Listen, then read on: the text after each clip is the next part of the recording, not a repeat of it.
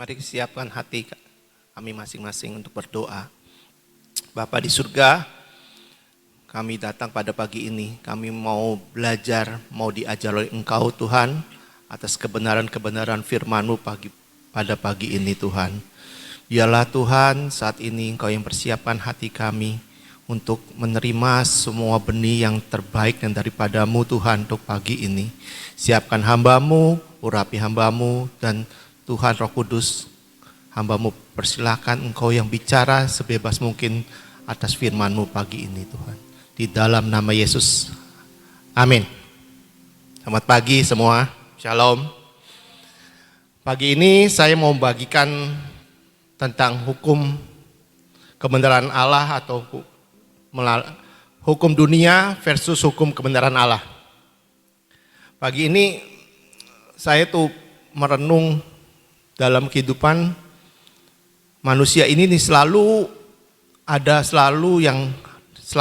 manusia itu langgar tiap hari. Jadi hukum itu dibutuhkan oleh manusia dalam kehidupan supaya manusia itu punya batasan-batasan dalam hidup, punya norma-norma yang tidak boleh dilanggar oleh setiap manusia. Makanya hukum itu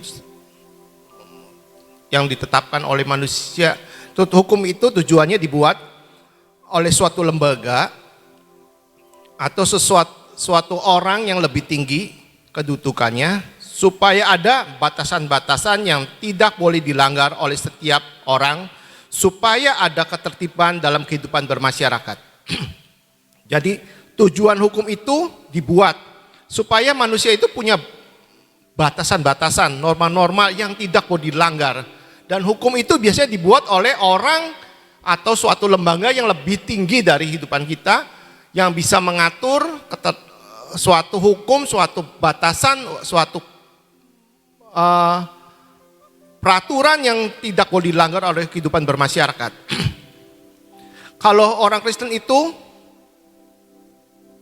hukum adalah merupakan suatu tuntunan Tuhan yang berkaitan dengan perbuatan orang yang telah dewasa, menyangkut perintahnya Tuhan, yang menyangkut larangan dan kebolehannya untuk dilaksanakan atau ditinggalkan. Jadi kalau hukum dunia itu aturan-aturan yang di dunia, tapi kalau hukum kebenaran firman itu loh, hukum yang berasal dari firman Tuhan itu sendiri. Karena kebenaran itu adalah Tuhan Yesus sendiri. Hukum yang ditetapkan oleh orang percaya batasannya adalah firman. Kalau kita melanggar dari firman, berarti kita di luar kebenaran firman itu.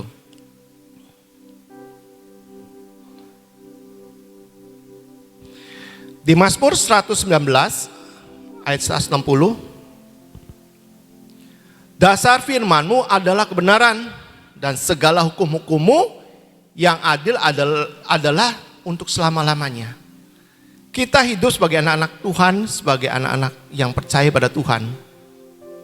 Dasar untuk kita hidup ini berjalan dalam kehidupan sehari-hari itu adalah firman Tuhan. Karena firman itu kebenaran. Kebenaran itu ya suatu yang benar, yang gak boleh kita langgar. Kebenaran itu berasal dari Tuhan. Tuhan itu adalah kebenaran itu sendiri.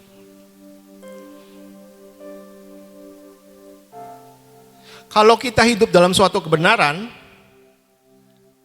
seperti yang saya pernah sharingkan lagi itu tentang terang. Kalau kita hidup dalam kebenaran, kita itu ada di dalam terangnya Tuhan. Karena Tuhan adalah matahari kita. Tuhan adalah kebenaran itu. 1 Yohanes 1 ayat 7.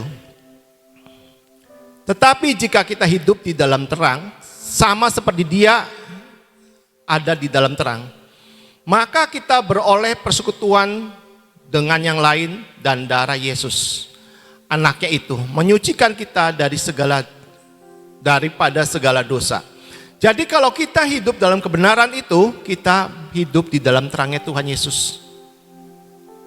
Seperti Dia itu, terang sama seperti Dia, karena Tuhan itu terang, kita berjalan dalam kebenaran-kebenaran Tuhan. Jadi jalurnya Tuhan seperti ini, kita di dalamnya, tidak melanggar. Jadi kita dibenarkan, kita disucikan dari dosa-dosa. Kalau kita melanggar, langgar itu ada hukumannya. Hukuman dari dosa adalah maut. Kalau misalnya kita naik motor atau mobil juga, kita melanggar lampu merah, hukumannya adalah ditilang. Sama aja kalau kita melanggar dari kebenaran firman, hukumannya ada dosa. Dosa itu membawa kita ke dalam maut. Karena kebanyakan manusia itu paling susah untuk taat dalam suatu peraturan. Mungkin Tuhan menciptakan manusia itu ada free will, jadi sepertinya manusia itu susah banget untuk menaati setiap peraturan yang ada untuk dilaksanakan. Kebebasannya kita mungkin yang membuat kita tuh, kalau orang Cirebon sih karep dewek namanya, enggak ada aturannya. Contoh, manusia awal Adam dan Hawa dikasih aturan jangan makan buah yang di tengah-tengah itu, baik dan buruk, buah pengetahuan gitu loh. Tapi tetap aja manusia pertama Adam itu dan Hawa manusia yang diciptakan oleh Tuhan sendiri. Tapi tetap aja melanggar aturannya Tuhan yang sudah berikan. Semakin kita dilarang, semakin biasanya manusia itu pengen melakukan sesuatu yang dilarang itu. Semakin yang nggak boleh, penasaran, mau melakukan, kenapa ya nggak boleh? Saya mau melakukan, nyoba seperti itu. Contoh di taman juga. Di taman itu sudah tiap masuk, kalau kita masuk ke taman ada aturan, tidak boleh megang ornamen, tidak boleh menyentuh sesuatu, tidak boleh mengambil sesuatu. Tapi itu ada pengumumannya ditulis jelas, tidak boleh ambil video, tidak boleh ambil foto. Tidak boleh bawa HP, tidak boleh baca Alkitab di dalam. Tapi tetap saja sudah ada aturannya. Masuk ke taman, ya kita kan di luar hanya bisa lihat di CCTV. Kalau dia masuk langsung olet-olet pegang-pegang semua. Yang ada minyak-minyak itu dipegangin. Padahal udah ada aturannya, ada hukumnya, jangan dipegang. Minyak itu lagi sedang keluar, sedang mulai menetes, jangan diambil. Kalau setiap orang datang waktu minyak itu menetes, kita kapan nampungnya gitu loh. Diambilin gitu. Padahal sudah ada aturannya. Ya seperti itulah manusia. Susah banget untuk taati suatu peraturan. Zaman dulu, zaman bangsa Israel juga. Di zaman Musa itu, sampai Tuhan itu memberikan 10 perintah Allah. Supaya apa? Kita baca di Keluaran 24 ayat 12. Tuhan berfirman kepada Musa, naiklah menghadap aku ke atas gunung dan tinggallah di sana. Maka aku akan memberikan kepadamu loh batu, yakni hukum dan perintah yang telah kutulis untuk diajarkan kepada mereka. Jadi Tuhan memberikan pada Musa itu 2 loh batu, hukum dan perintah. Yang dimana bangsa Israel itu tidak mau melanggar, tapi hukum itu tetap aja dilanggar. Yang dimana bangsa Israel tiap hari ketemu Tuhan, ketemu dengan tiang awan, tiang api, ketemu hadirat Tuhan di kemah suci, tapi tetap aja bangsa Israel itu tegar tengkuk, tidak mau menjalani perintah-perintah yang Tuhan lakukan.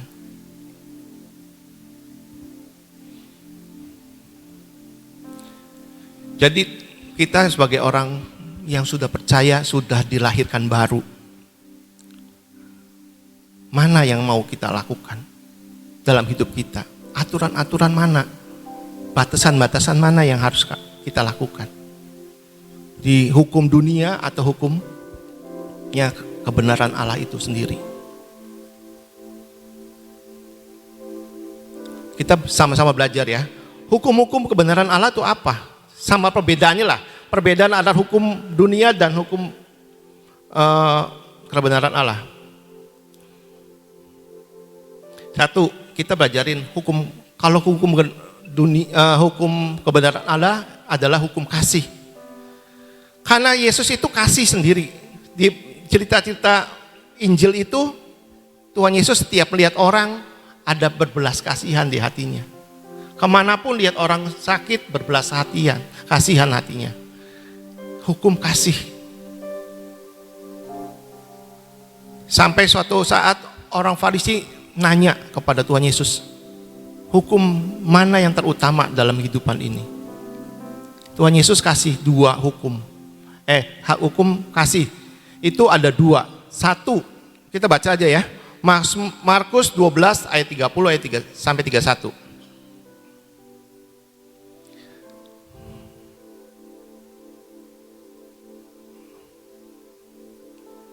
Dan hukum yang kedua ialah, kok kedua sih? 30 dulu itu, belum ada.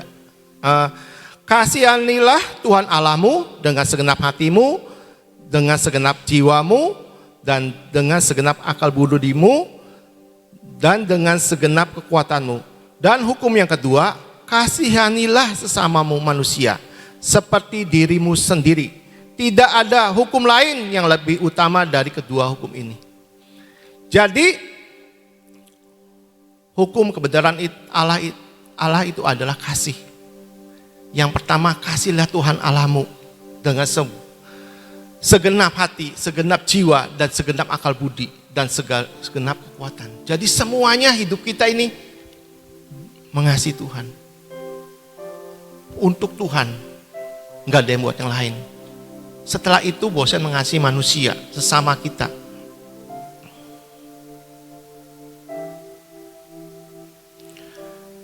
Kasih adalah ciri khas atau identitas orang percaya.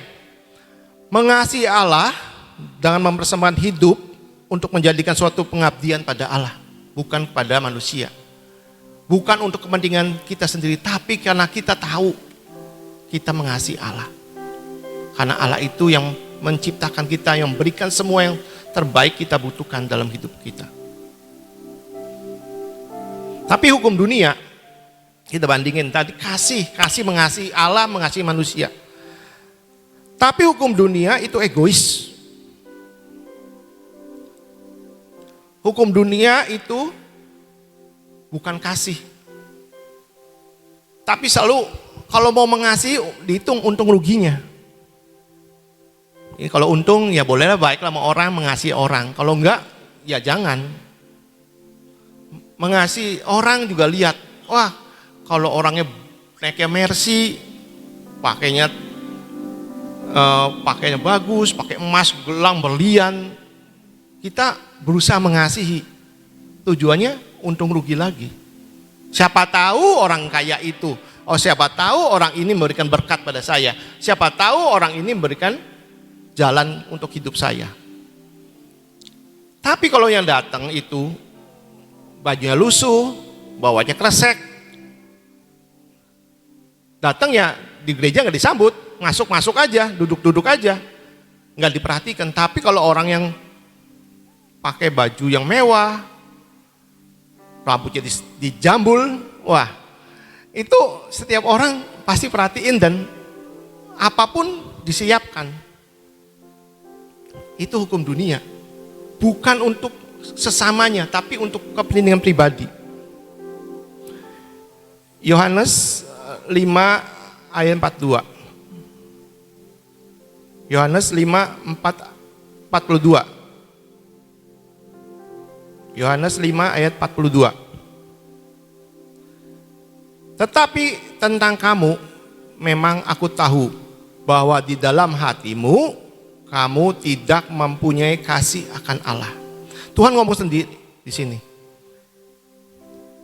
Tuhan tahu bahwa di dalam hati manusia tidak mempunyai kasih Allah.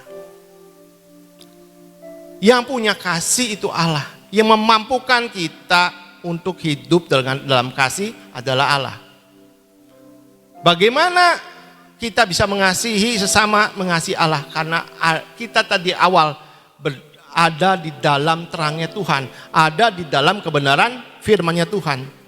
Tuhan yang memampukan kita untuk hidup dalam kebenaran itu sendiri, sehingga kita bisa memberikan kasih pada Tuhan dan kepada sesamanya.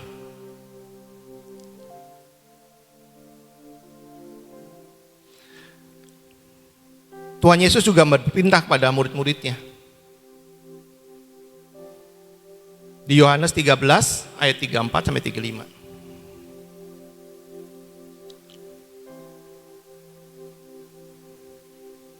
Aku memberikan perintah baru kepada kamu, yaitu supaya kamu saling mengasihi, sama seperti aku telah mengasihi kamu, demikian pula kamu harus saling mengasihi.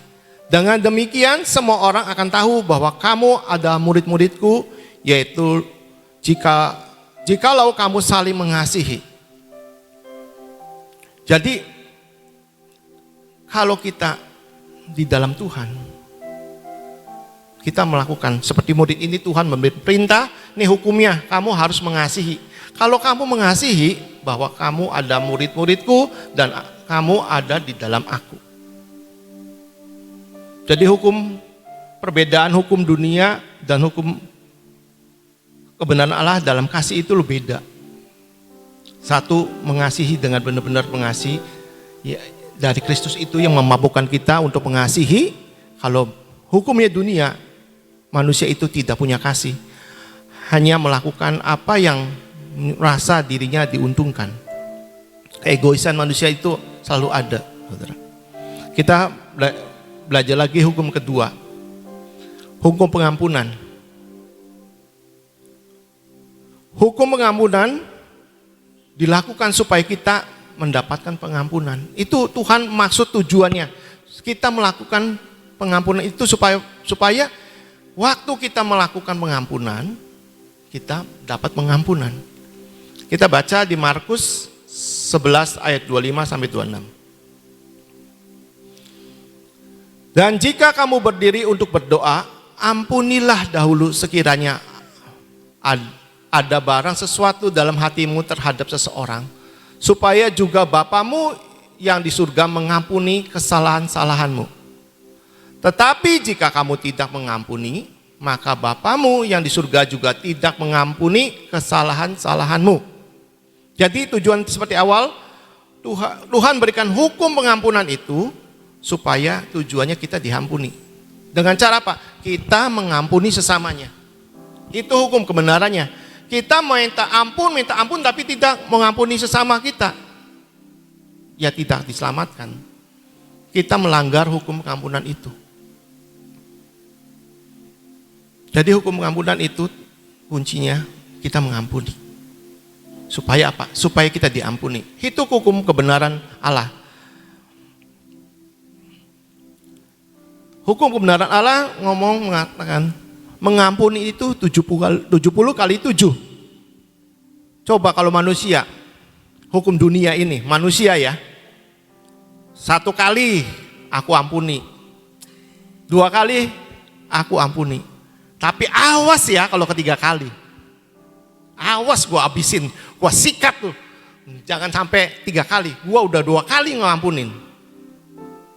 Itu hukum dunia. Selalu membalas. Bukan mengampuni. Tuhan ngomong ampuni, supaya kita diampuni.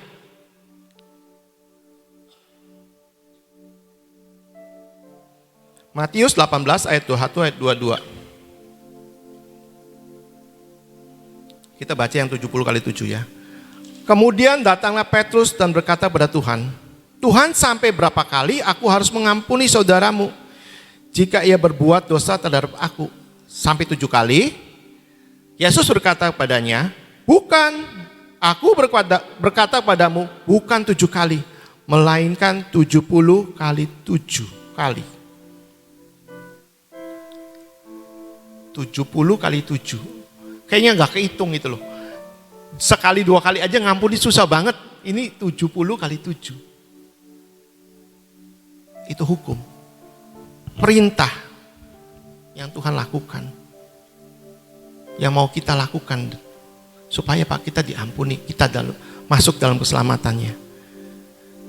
Kita harus sabar dalam mengampuni. Seperti Ibu Buatan, Ibu sabar. Selalu sabar. Khususnya puisi panjang kalau mengampuni. Kesel ya kesel. Sekali 2 kali terus sabar jadi orang sabar akhirnya. 2 Korintus 11 ayat 20.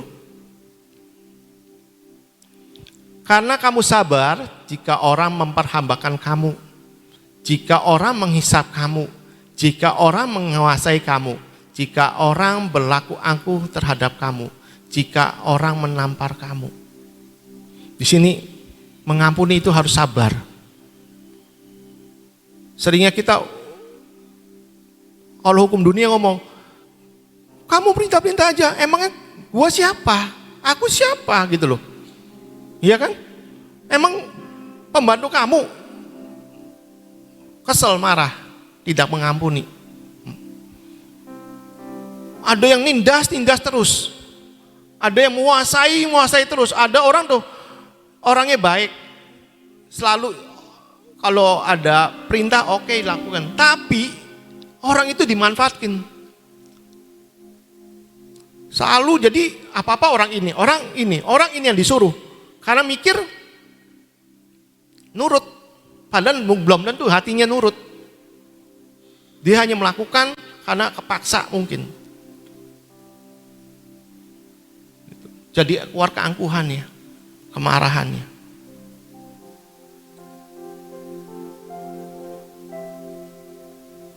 Hukum pengampunan itu harus ada dalam hidup kebenaran dalam anak-anak Tuhan. Hukum dunia mengatakan mata ganti mata. Di Matius 5 ayat 38. Kamu telah mendengar firman Tuhan, mata ganti mata, gigi ganti gigi. Tapi kebenaran firman Tuhan, kita lanjut di ayat seterusnya. Tapi hukum kebenaran Allah itu mengajarkan, tetapi aku berkata padamu, janganlah kamu melawan orang yang berbuat jahat kepadamu, melainkan siapapun yang menampar pipi kananmu, berilah juga kepadanya pipi kirimu.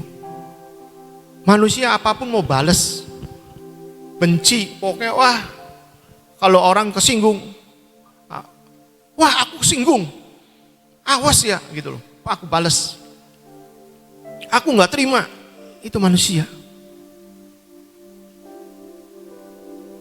Tapi Tuhan ngomong, jangan melawan semua orang jahat.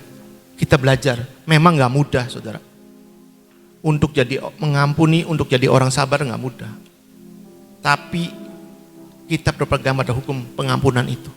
Kita pegang kebenaran firman itu. Belajar sama-sama. Nggak ada yang manusia yang sempurna. Nggak ada manusia yang nggak punya emosi. Nggak ada manusia yang sabar. Tapi adanya orang yang sadar diri. Oh, saya tuh sudah diampuni. Saya belajar mengampuni. Walaupun nggak bisa. Saya juga sering awal tahun juga bosan liburan akhir tahun, liburan pelayanan. Begitu masuk sudah digesek. Dengan alasan yang nggak masuk akal, yang seolah-olah menindas saya, menghakimi saya. Tapi Tuhan mampukan. Awalnya saya sih melawan, saudara. Wah, kurang ajar ya. Aku lawan. Aku balas. Kata-katanya dia, saya balas. Tapi tiba-tiba waktu saya merenung, tiba-tiba nggak tahu, tiba-tiba ada TikTok atau YouTube ya, khotbahnya Ibu Iin. Cuman ngomong the best of you, keluarkan the best of you. Tuhan nggak sadar, kebaikan kamu yang terbaik dalam hidup kamu adalah pengampunan.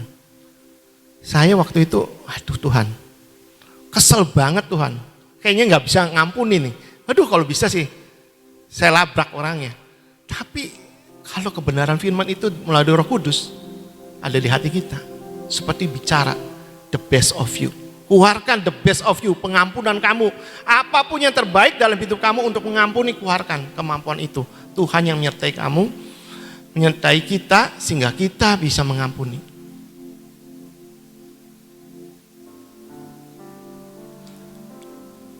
Lanjut ayat 43.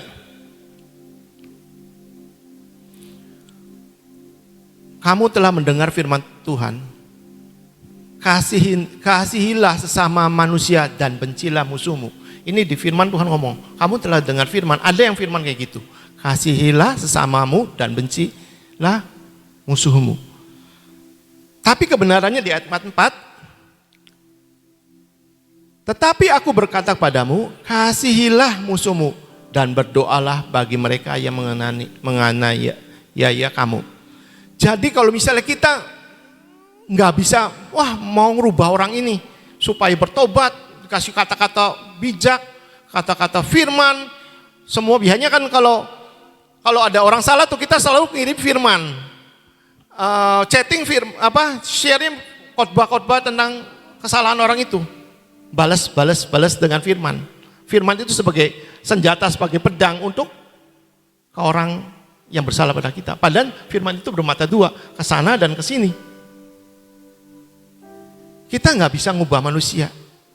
Kita jangan menghakimi mereka, tapi bawa mereka mereka yang menyakiti kita, buat kita luka, yang buat kita kesel, bawa kita ke dalam doa.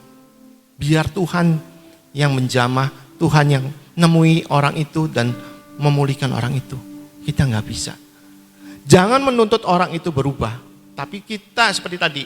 Kalau kita mengampuni, kita diampuni. Jadi kita dulu fokusnya, kita yang bertindak dulu, mengampuni. Selebihnya Tuhan, bukan kekuatan kita. Kita belajar hukum ketiga.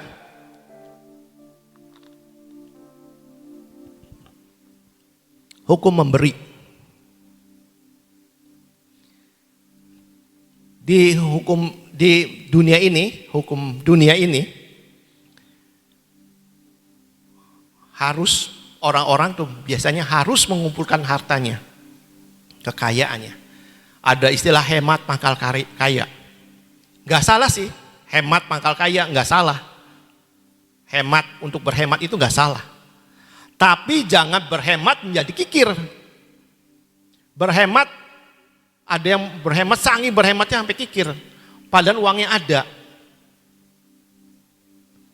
Berhemat karena bukannya untuk safety ya, tapi berhemat itu karena cinta uang. Jangan sampai uangnya keluar. Kalau bisa terima aja lah sini, terima, jangan keluar uang kita. Tapi orang Kristen berkat Tuhan menjadikan kaya, bukan kita, berkat kita Tuhan yang menjadikan kita kaya. Orang dunia mengatakan di Amsal 10 ayat 15, kota yang kuat bagi orang kaya itulah hartanya, tetapi yang menjadi kebinasaan bagi orang melarat adalah kemiskinan. Jadi kota yang kuat bagi orang kaya adalah uang, betul nggak? Kalau nggak megang uang, kayaknya nggak punya kekuatan, nggak bisa apa-apa. Nggak pegang uang, nggak bisa melakukan pelayanan, nggak punya uang, nggak bisa memberi, karena kikir. Tapi semua berkat itu dari Tuhan.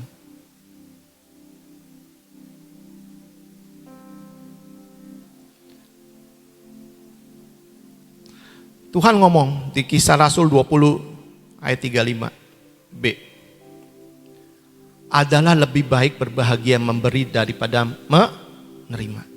Jadi Tuhan suruh kita hukumnya memberi. Jangan menerima aja.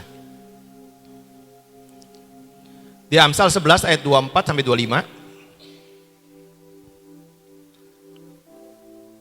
Amsal 11 24 sampai 25. Ada yang menyebarkan harta tetapi bertambah kaya. Ada yang menghemat secara luar biasa namun selalu berkurangan. Siapa banyak memberi berkat, diberi kelimpahan. Siapa memberi minum, ia sendiri akan diberi minum. Jadi beda hukum dunia dan hukum kerajaan Allah. Satu menghemat, sekikir, bisa ngambil orang duitnya orang, jangan keluar uangnya. Tapi yang satu, hukum benar Allah memberi. Menyebar harta tetapi bertambah kaya. Saya 2 minggu lalu tiba-tiba ada saudara saya di luar kota WA. Heri, saya minta uangnya sih. Saya udah gak punya uang. Minta transfer segini, sekalian buat bayar utang. Saya pikir ini dulu udah pernah kayak gitu juga, sekarang minta gitu. Ya udahlah, saya memberi dengan sejumlah uang sekian ke saudara saya. Enggak nanya apa Pak, rekeningnya mana? Saya transfer. Tapi 2 minggu berikutnya, kemarin saya di Bandung, tiba-tiba ada orang kasih amplop, ini persembahan buat kamu. Saya nggak ngobrol apa-apa, nggak cuman kenal dan nggak minta sesuatu, nggak cerita apa-apa, cuman ketemu dia langsung kasih amplop, ini persembahan buat kamu. Begitu saya buka, jumlahnya sama tuh yang saya transfer ke saudara saya.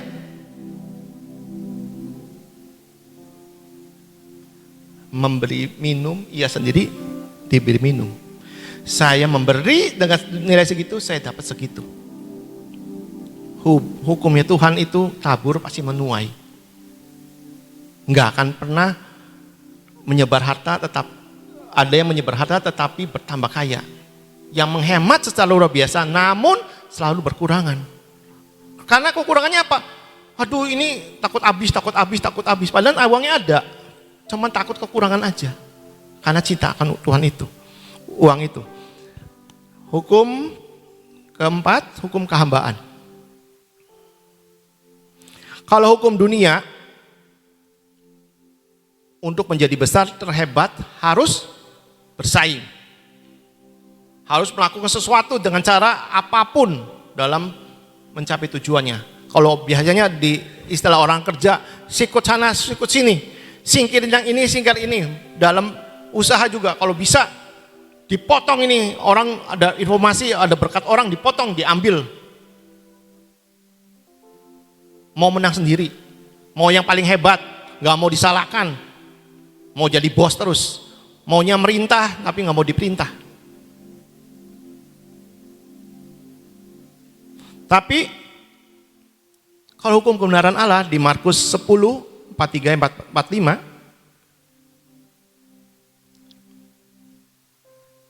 Markus 10 43-45,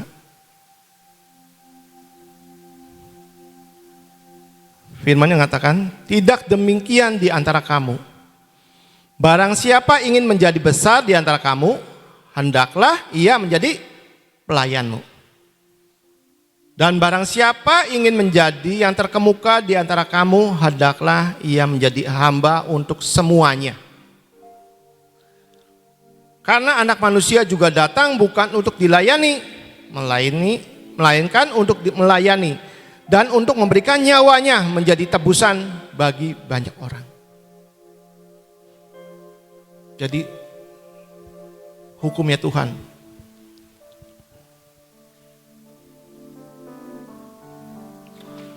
Hukumnya Tuhan harus menjadi pelayan, menjadi hamba. Harus melayani.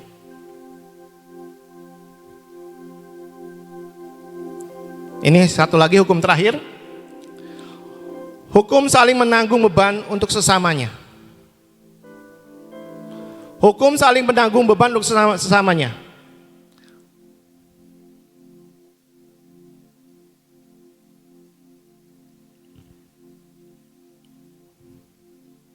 Hukum dunia hanya memikir kepentingan diri sendiri. Menindas sesamanya. Amsal 22 ayat 8. 8 ya. Oh yang 7 kayaknya sih. Amsal 22 ayat 7. Orang kaya menguasai orang miskin, yang berhutang menjadi budak dari yang menghutanginya. Jadi orang dunia ini tidak mau menanggung sesamanya. Orang susah ya biarin, tambah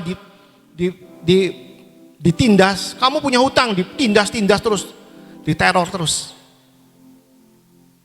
Tapi kalau kebenaran Allah, Galatia 6 ayat 2, Galatia 6 ayat 2, bertolong-tolonglah menanggung bebanmu, demikian kamu memenuhi hukum Kristus.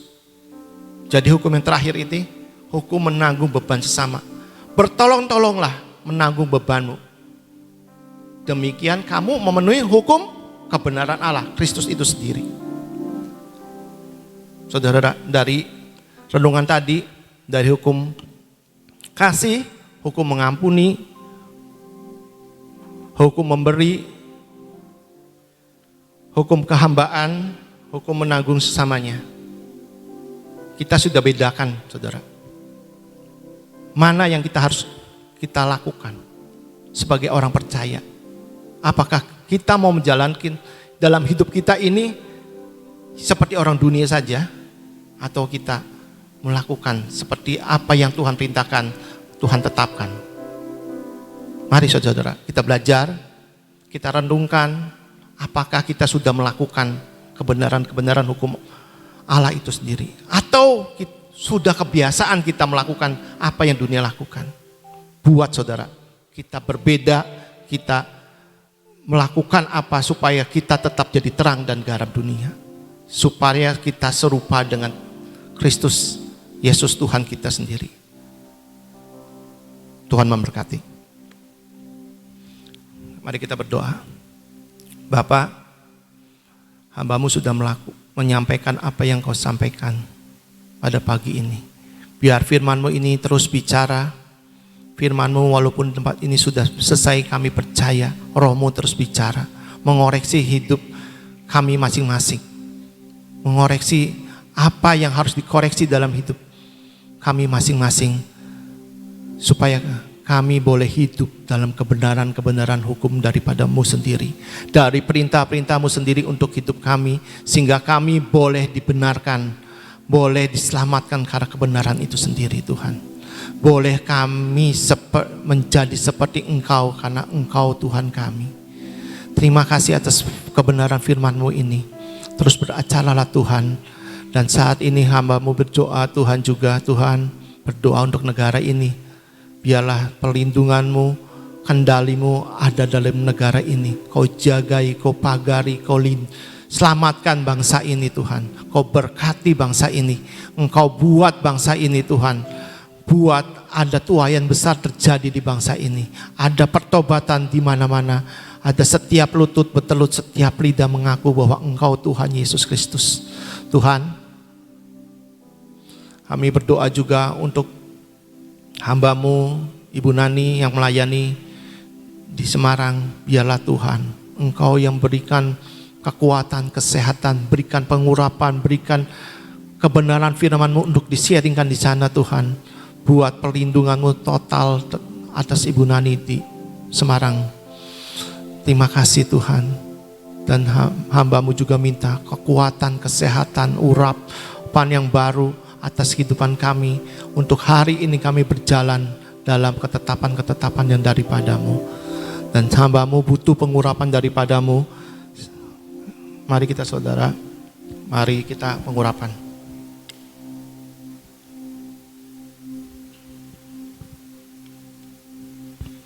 Bapa, kami angkat tangan ini yang sudah diolesi minyak. Biarlah Tuhan, Kau berikan kuasa atas minyak ini. Minyak ini hanya minyak biasa, tapi dengan kekuatan dari Roh-Mu Tuhan, minyak ini menjadi urapan atas hidup kami. Kami urapan pikiran kami urapi kepala kami dalam pelindungan yang daripada-Mu. Kami urapi mata kami hanya melihat setiap jejak-jejak lemak-Mu Tuhan. Kami mau ikuti jalan-jalan-Mu. Telinga-Mu kami Tuhan, biarlah Tuhan nasihat-nasihat yang daripada-Mu berbicara pada kami. Beritahu apa yang harus kami perbuat seperti yang Kau mau. Jagai mulut bibir kami Tuhan, untuk mengatakan kebenaran-kebenaran firman-Mu saja. Semua kelemahan, semua keraguan, semua kedagingan kami, semua apapun yang bukan dari Tuhan kami patahkan di dalam nama Yesus. Dan biarlah hati ini Tuhan Kau urapi, penuh cinta, penuh gelora cinta, penuh passion, penuh hati yang sukacita, damai sejahtera ada dalam hidup kami. Dan hamba-Mu mencurapi tangan kami, biarlah tangan ini Kau urapi, biar perlipat gandaan, percepatan, apapun yang kami kerjakan menjadi berhasil. Apa yang kami sentuh akan jadi sembuh. Apa yang kami pegang menolong sesama manusia. Tuhan, urapi kaki kami. Biarlah Tuhan firman-Mu jadi pelita kaki kami pada hari ini. Berjalanlah bersama kami Tuhan. Tunjukkan jalan-jalan-Mu, apa yang sesuai dengan jalan-jalan daripada-Mu sendiri. Terima kasih. Biarlah Tuhan berkat yang daripada-Mu turun atas kami. Kami terima berkatnya dari Allah Bapa, Putra, Roh Kudus turun penuh atas hidup kami. Di dalam nama Tuhan Yesus Kristus. Amin.